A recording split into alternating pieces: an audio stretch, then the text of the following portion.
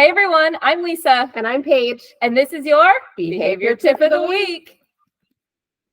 Today we're going to be talking about common misconceptions around reinforcement. And we hear these all the time. The number one misconception we hear about reinforcement is that reinforcement is bribery.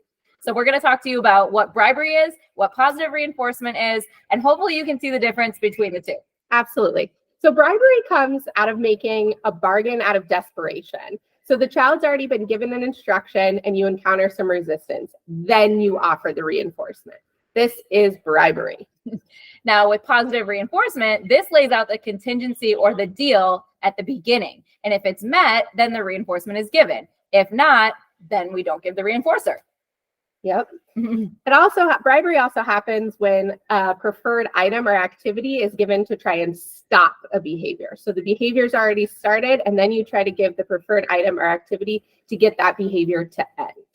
And with positive reinforcement, the preferred item is delivered only contingent on that appropriate behavior happening. Right. When we're going through bribery protocols, the child is in total control. They know their behavior is going to get them what they want.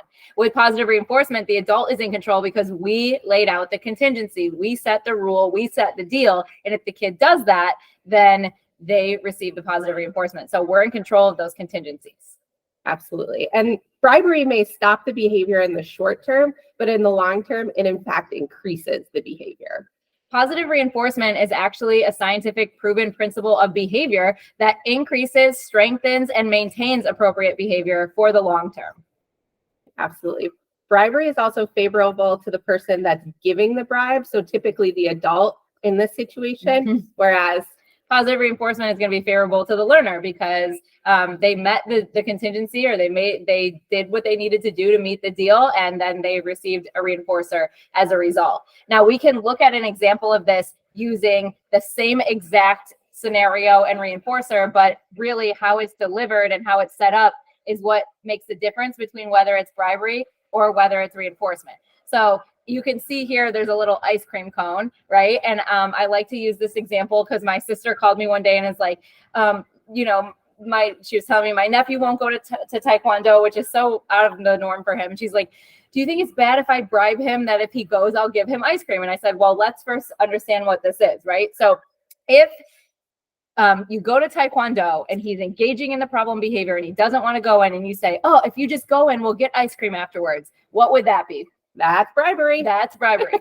But if before we go to Taekwondo, I say, hey, buddy, I think if you try Taekwondo, you're really going to like it. And if you go into Taekwondo and give it a try today, then we will get ice cream afterwards. That is reinforcement. Okay, so it's just about how you use it, right? We're not using it to try to get the problem behavior to stop in the moment because, oh my gosh, this is embarrassing, and you're having a meltdown in the lobby of Taekwondo, right?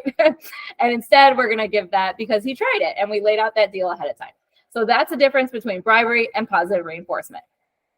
Another common misconception is that reinforcement is expensive. Reinforcement doesn't have to cost a lot of money. There are tons of social reinforcements, activity reinforcements, and classroom-based incentives that don't cost any money.